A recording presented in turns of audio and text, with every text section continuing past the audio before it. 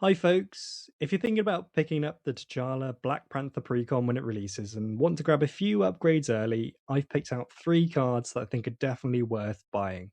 This deck looks like it's going to be all about artifacts, creating those vibranium tokens, ramping and then scaling into bigger threats.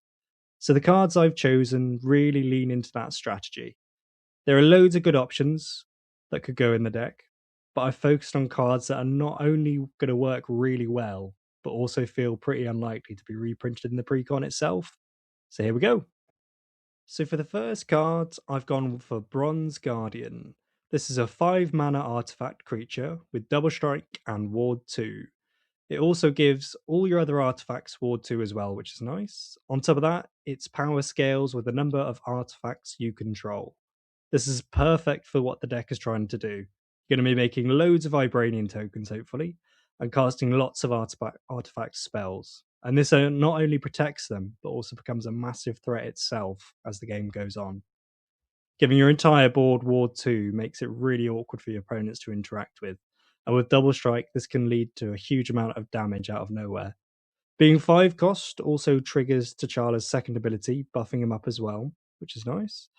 I don't think this is very likely to see a reprint here either. It fits mechanically, but not really thematically. I don't think the Golem creature type really fits Wakanda, to be honest, from memory.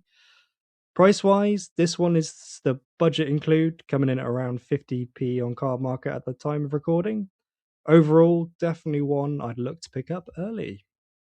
For the second card, I've gone for Nettle Cyst. This is an equipment that gives the equipped creature +1/+1 for each artifact and each enchantment you control.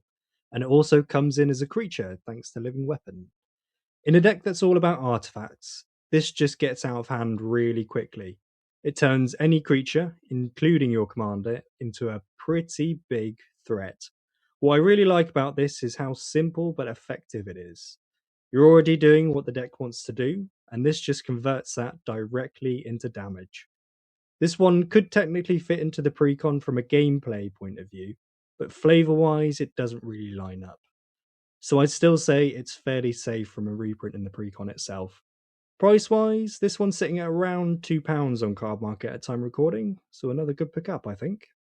And for the third card, I've gone for Genji Glove, and this synergizes really well with T'Challa. It's a 5 mana equipment that gives the equipped creature double strike, and whenever it attacks for the first time each turn, you get an additional combat step. This is where things can really pop off. Firstly, it makes T'Challa bigger when you cast it. Then it gives you an extra combat step when it comes to combat, which can be game winning. On top of that, you're getting an extra trigger to create a Vibranium token, of course.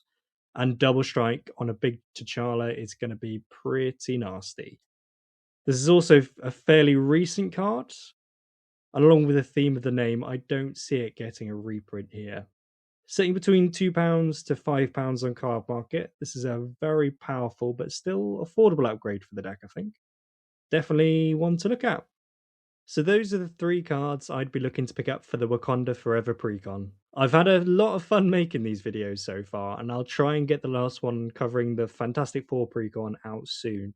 Let me know in the comments what cards you guys would include in this precon, and which of the Marvel commanders you're most excited for, and I'll catch you in the next one. Thanks.